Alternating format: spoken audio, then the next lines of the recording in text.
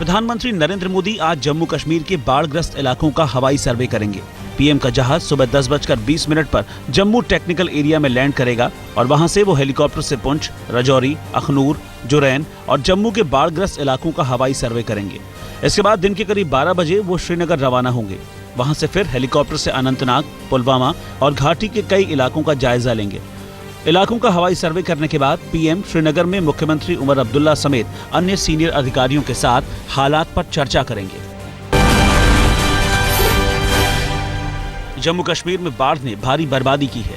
राज्य में करीब 60 साल बाद ऐसा भयावह सैलाब आया है। कल 28 लोगों की मौत के बाद बाढ़ से मरने वालों की संख्या 116 पहुंच चुकी है। इनमें सबसे ज्यादा 106 लोगों की मौत जम्मू क्षेत्र में हुई है। जम्मू कश्मीर के मुख्यमंत्री उमर अब्दुल्ला के मुताबिक कश्मीर घाटी के करीब 3000 गांव बाढ़ से प्रभावित हैं। 300 गांव का संपर्क देश के बाकी हिस्सों से पूरी तरह से कट गया है। उन्होंने कहा कि जम्मू क्षेत्र में 3325 गांव बाढ़ग्रस्त हैं। जम्मू कश्मीर में राहत और बचाव का काम बड़े पैमाने पर जारी है। एनडीआरएफ की 8 टीमें इस काम में लगी हुई हैं।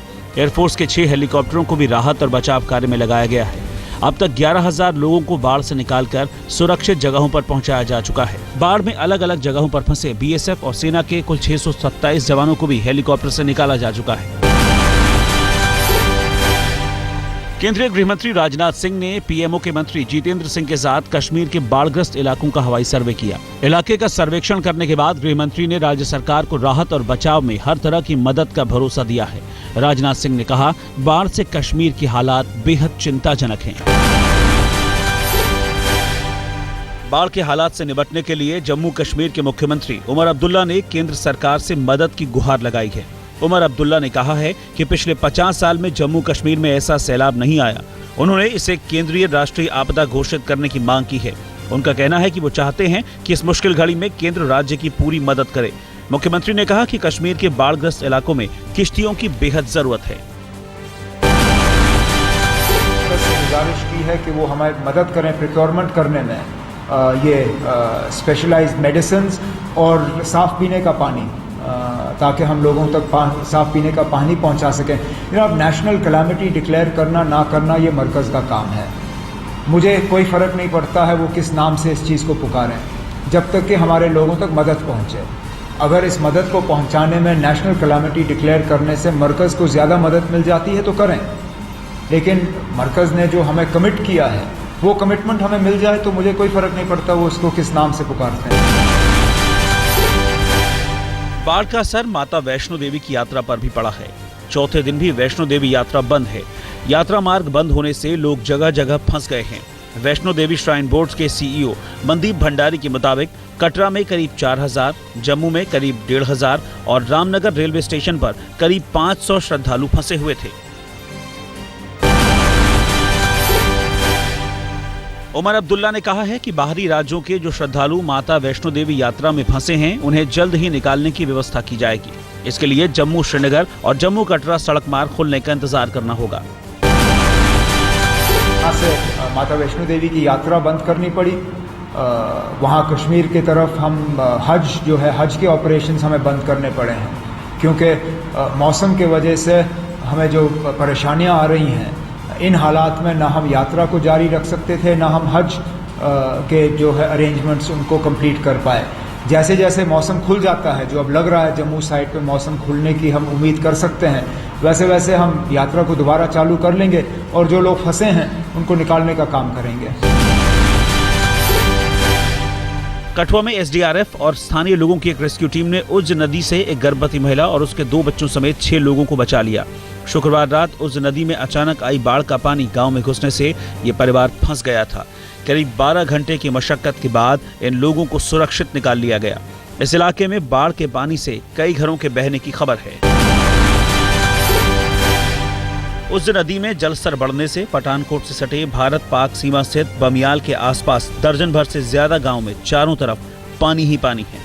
उज्ज नदी में 1,70,000 क्यूसेक के करीब पानी आ गया है, जो कि नदी से सटे गांव में घुस गया है। बाढ़ से फसलों को भी नुकसान पहुंचा है।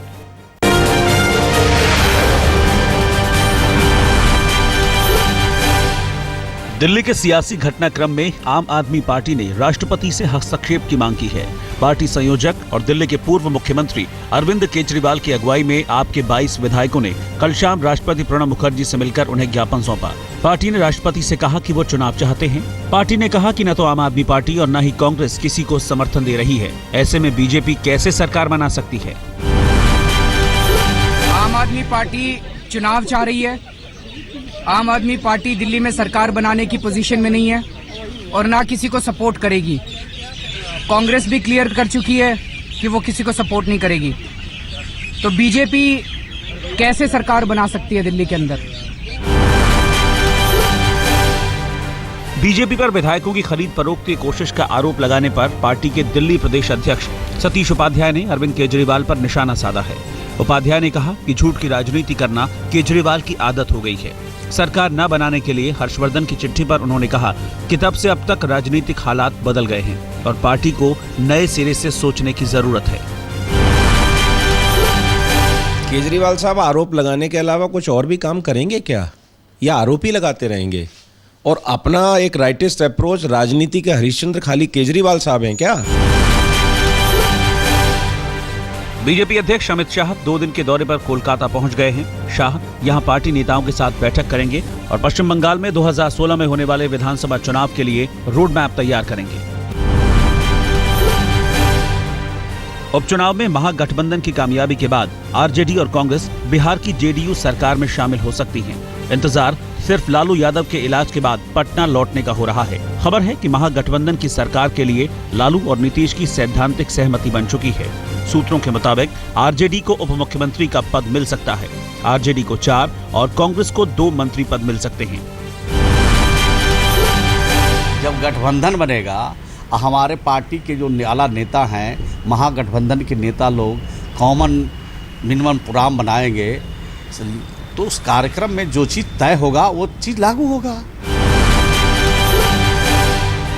आरजेडी सांसद पप्पू यादव ने नया शिगुफा छोड़ा है। उन्होंने सुझाव दिया है कि लालू प्रसाद यादव को देश की राजनीति करनी चाहिए और नीतीश कुमार को बिहार की राजनीति के लिए छोड़ देना चाहिए। भैया स्पष्ट रूप से मैंने कहा कि लालू यादव जी के नेतृत्व में देश की लीडरशिप को, गरीबों का हमेशा लड़ाई लड़े हैं। लालू यादव जी एक व्यक्ति देश का लीडरशिप करें, एक व्यक्ति बिहार का लीडरशिप करें, निश्चित रूप से दोनों मिलकर के आगे बढ़े।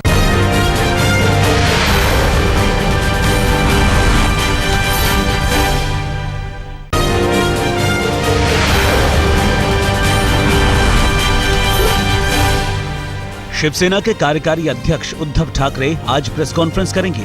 अटकलें हैं कि विधानसभा चुनाव के लिए वो पार्टी का विजन डॉक्यूमेंट पेश करेंगे। बीजेपी के साथ गठबंधन और सीटों के तालमेल पर चल रही अटकलों पर भी वो अपने रुख का खुलासा कर सकते हैं। बीजेपी के राष्ट्रीय महासचिव पी मुरलीधर राव ने कहा है कि राम जन्मभूमि और समान नागरिक संहिता बीजेपी के एजेंडे में जरूर है, लेकिन मोदी सरकार की तत्कालिक प्राथमिकता देश की अर्थव्यवस्था में सुधार सुनिश्चित करना है। हैदराबाद में मुरलीधर राव ने कहा कि हम राम मंदिर बनाने नहीं जा रहे हैं। जो लोग राम मंदिर बनाने जा रहे हैं, उनकी राह की अड़चनों को मोदी सरकार दूर करेगी। कांग्रेस और एनसीपी के बीच सीटों के तालमेल पर बयानबाजी जारी है। एनसीपी ने शनिवार को अपने चुनावी अभियान का आगाज किया और पार्टी के सीनियर नेताओं ने कांग्रेस के बराबर सीट शेयर की मांग की। टीएमसी से निलंबित सांसद और शारदा चिटफंड घोटाले में आरोपी कुणाल घोष ने कहा है कि शारदा घोटाले से सबसे ज्यादा फायदा पश्चिम बंगाल की मुख्यमंत्री ममता बनर्जी को हुआ है। कल कोर्ट में पेशी के वक्त उन्होंने मांग की कि ममता और शारदा के सीएमडी सुदीप्ता सेन को बैठाकर उनके साथ पूछताछ की जाए। घोटाले में गिरफ्तार कुणाल घोष को कोर्ट ने 12 सितंबर तक के लिए सीबीआई की हिरासत में भेज दिया है। टीएमसी ने कुणाल घोष पर शारदा घोटाले में बिना वजह ममता बनर्जी का नाम घसीटने का आरोप लगाया है। पश्चिम बंगाल के शिक्षा मंत्री पार्था चैटर्जी ने कहा है कि खुद को बचाने के लिए कुणाल घोष ममता पर आरोप लगा रहे हैं।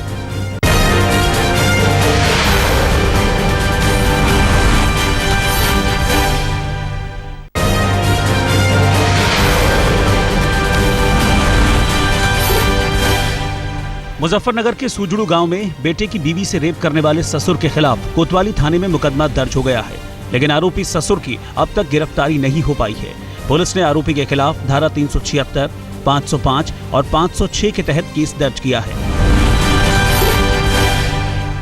मुजफ्फरनगर में ससुर से रेप की शिकार महिला की मदद के लिए स्वयंसेवी संस्था अस्तित्व सामने आई है। महिला समाजसेवी संगठन अस्तित्व की मंडल अध्यक्ष रिहाना अदीब ने पीड़िता से मुलाकात की और कानूनी लड़ाई में मदद का भरोसा दिया। दरअसल ये मामला उस वक्त चर्चा में आया जब महिला ने अपने गर्भ में पल रहे बच्चे को गिराने की मांग करते हुए फैमिली कोर्ट में गुहार लगाई। हम महिला संगठन के लोग हैं और हम महिला एक तरह से नारीवादी महिला हैं और किसी भी महिला के साथ अगर गैर इंसाफ़ी होगी उसको न्याय नहीं मिलेगा। तो हम लोग महिला संगठन किस लिए हैं? हम महिलाओं की लड़ाई लड़ने के लिए हैं, के लिए लड़ाई लड़े हैं। हमने इमराना के लिए लड़ाई लड़ी थी, हम सड़क पे आ गए थे। उसके बाद देखा होगा, उसके बाद हम लोग लगातार काम कर रहे हैं ज़मीन बनाने का, महिलाओं को मजबूत करने का, सशक्त करने का। लेकिन अब ये केस निकल के आया तो इसके लिए फिर सड़कों पे आएंगे। हम किसी से रुकने वाले तो हैं नहीं। यूपी के बागपत जिले में एक महिला टीचर का धर्म परिवर्तन और निकाह कर धोखा देने का मामला सामने आया है। महिला का आरोप है कि आरोपी ने 3 साल तक उसे बीवी की तरह रखा, लेकिन अब धोखा देकर छोड़ दिया और अब कहीं और शादी करने जा रहा है। इस मुद्दे पर महिला ने आरोपी के घर जाकर हंगामा किया।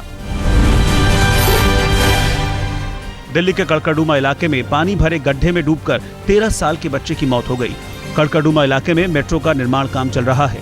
8वीं क्लास में पढ़ने वाला कार्तिक अपने साथियों के साथ वहां खेल रहा था और इसी दौरान पानी भरे गड्ढे में डूब गया।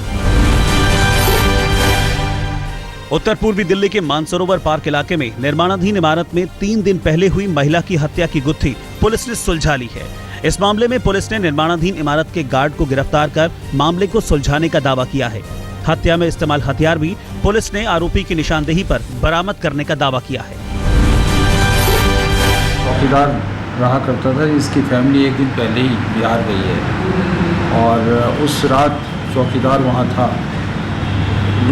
उसने अपने दोस्तों के साथ मिलकर शराब पी थी और इस महिला का उसके यहाँ आना जाना था। इसे उसने कुछ पैसे भी उधार दे रखे थे और इसके कुछ अवैध संबंध भी इस महिला से थे, जिसके चलते इसकी हत्या। तो इसका एक और साथी है जिसका पता हमें है, जिसके लिए हमने टीम में भी बाहर भेजी। इसमें चौकीदार सलीम गिरफ्तार। इंदौर में लिफ्ट से कटकर एक किशोर की मौत का मामला सामने आया है। इंदौर की पॉश कॉलोनी सूर्या अपार्टमेंट में 16 साल के अभिषेक ने फर्स्ट फ्लोर पर जाने के लिए लिफ्ट का बटन दबाया था। कुछ देर तक लिफ्ट नहीं आई तो अभिषेक ने सेफ्टी डोर के विंडो से झांककर देखने की कोशिश की कि तभी अचानक ऊपर से लिफ्ट आई और अभिषेक की गर्दन की हड्डी टूट गई। फायर ब्रिगेड की टीम ने अभिषेक की फंसी हुई गर्दन को बाहर निकाला, लेकिन तब तक अभिषेक दम तोड़ चुका था। पुलिस ने मामला दर्ज कर जांच शुरू कर दी है। मुंबई पुलिस ने अंडरवर्ल्ड डॉन रवि पुजारी गिरोह के 3 बदमाशों को गिरफ्तार किया है। इनके नाम मदन गोविंदराम सोनकर, आशुतोष वर्मा और राम बहादुर चौहान बताए जाते हैं। इनके पास से पुलिस ने एक स्वचालित पिस्टल, एक नक्शा और 11 सिम कार्ड बरामद किए हैं। ये तीनों मुंबई के नाला सोपारा में रहते थे। इन्हें मरीन लाइन इलाके से गिरफ्तार किया गया है। पुलिस के मुताबिक फिलहाल ये खुलासा नहीं हुआ है कि मरीन इलाके में ये लोग किस मकसद से आए थे। तीनों ने रवि पुजारी से अपना संबंध कबूल लिया है। पटना के गांधी सेतु से एक प्रेमी जोड़े ने गंगा नदी में छलांग लगाकर खुदकुशी की कोशिश की। संयोग से नाविकों की नजर उन पर पड़ गई और नाविकों ने डूबती लड़की को बचा लिया, लेकिन लड़के का पता नहीं चल पाया। लड़की के मुताबिक लड़का अलग जाति की होने की वजह से उनका प्यार उनके परिवार को मंजूर नहीं था। दोनों नालंदा जिले के हिलसा के रहने वाले हैं। प्रेम प्रसंग में लोग इधर उधर घूम रहा था और उसी क्रम में लोग गांधी सेतु से छलांग लगाया है लोग गंगा में। लड़की को बचा लिया गया है, लड़के को बचाने का प्रयास हो रहा है, खोजवाया जाएगा। अभी गोताखोर वगैरह मंगाया जा रहा है और ये लड़की का जो है एड्रेस जहाँ भी होगा, अगर ये घर जाना चाहेगी तो इसको घर भेजा जाएगा या फिर और भी जगह जहाँ इनको रखा जा सकता है व्यवस्था की जाएगी।